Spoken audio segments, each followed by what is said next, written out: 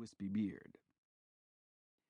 "Let the prince be prince, minister be minister, father, father, and son, son.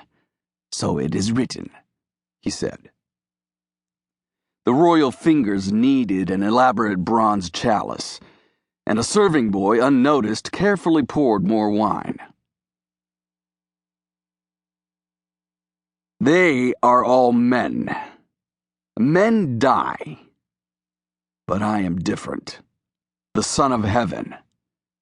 I shall not die. My body may stop, but I shall not die. I shall be immortal." There were none to vouchsafe the emperor a response.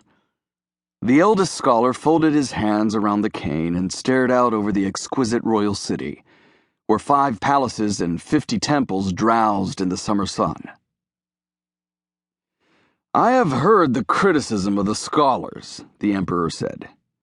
"They ridicule my dealings with sorcerers and alchemists. They deny immortality because it is not written in their books. Scholars, it is not enough for an empire to be strong and orderly. No. They insist as well that the emperor must also be a sage, must also follow the teachings of Confucius, who is not here."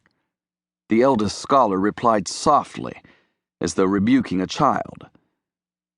"To govern is to set things right. If you begin by setting yourself right, who will dare to deviate from the right? That is what Confucius said. I am the Son of Heaven, and I have set things right in this world as I will in the next. You have seen my preparations. They have taken more than 30 years. The emperor cocked his head. "Did you not believe what you saw?" "I believe in the majesty of the work I saw," the old man said evasively. "Majesty? Yes, my old friend," the emperor nodded. "Majesty indeed. A mountain whose insides have been carved into the shape of the cosmos by hundreds of thousands of workers who have labored a lifetime. I have made a generation of peasants dig through subterranean streams and seal them off with bronze to create a burial chamber where I shall rule for eternity.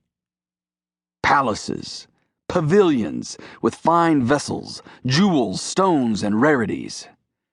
With quicksilver I have created the waterways of the empire, the Yangtze and Yellow Rivers, and even the great ocean itself, and made them flow mechanically.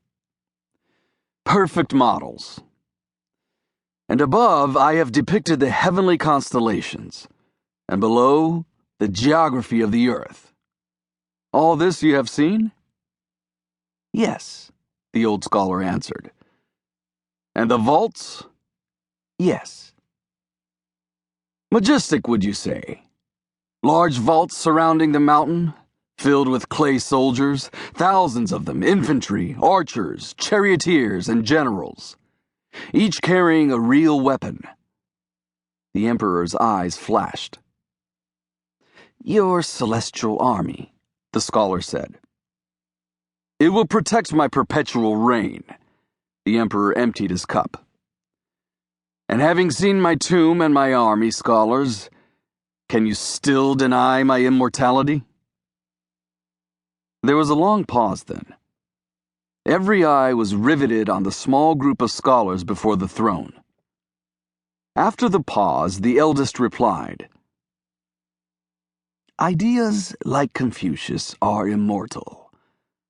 Men die." "Fools!" the emperor screamed.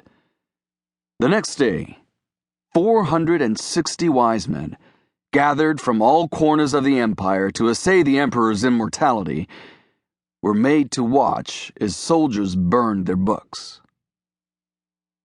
Then they were led to a deep pit not far from the emperor's celestial kingdom. From atop the steep sides of the pit, jeering peasants shoveled clods of thick red earth. Most of the scholars kept their dignity. A few cursed, and 1 or 2 of the younger ones cried. Before noon, they were all buried and dead. But then, 3 years later,